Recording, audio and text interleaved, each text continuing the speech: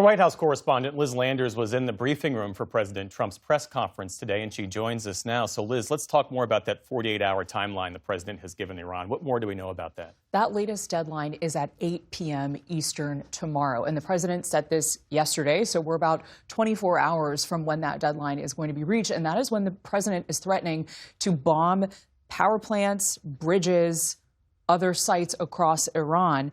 He, though, Jeff, has extended some of these timelines, these self-imposed timelines, throughout the last month or so of this conflict. So that could change tomorrow, and I think we should be on the lookout for that. And he was asked today by a reporter in that press conference about the shifting messaging throughout this war. Take a listen to what he said.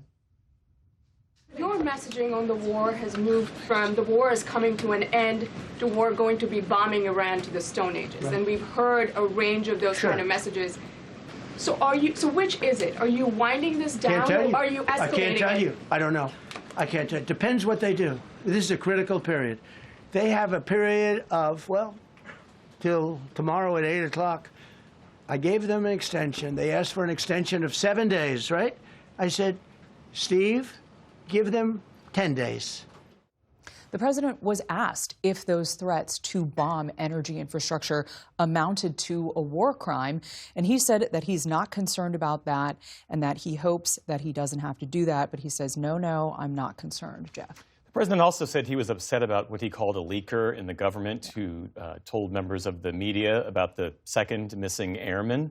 Tell us more about that. Last week, there was enormous interest around what happened with this aircraft that went down in Iran. Of course, news outlets were reporting on this, and in particular, the missing second airman. The president today said that he's going to pursue whoever leaked that information and threatened both the leaker, but he also made a point of threatening the journalists that reported this last week. He didn't name any news outlets, but he said that the government is going to go to these outlets and pressure them to reveal their sources, and he talked about, using national security grounds to do this.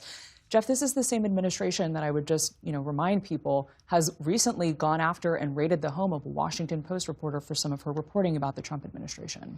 And lastly, excuse me, before the press conference, the president participated in the annual White House Easter egg roll. He was there at the rope line. You were as well. You talked to him. What did you ask him? I asked him two questions. The first one was about that post that Nick pointed to in his piece, where he used quite vulgar language when he was describing how he would bomb the power plants and bridges if Iran didn't open up the Strait of Hormuz. I asked him why he used that on Easter Sunday. He said, only to make my point, I think you've heard it before.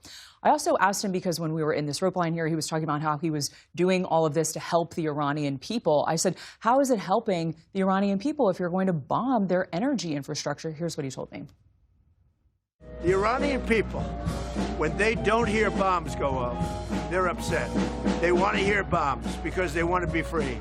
And the only reason they're not out protesting, you know that, is because they were informed that if they protest, like the wrestler and his friends, if they protest, they will be shot immediately. And that's an edict, that's in writing. He went on to say that the Iranian people will fight back as soon as they can and as soon as they get weapons. But, Jeff, that is, of course, not the case right now. Liz Landers, thanks so much for this reporting. We appreciate it. Support journalism you trust. Support PBS News. Donate now, or even better, start a monthly contribution today.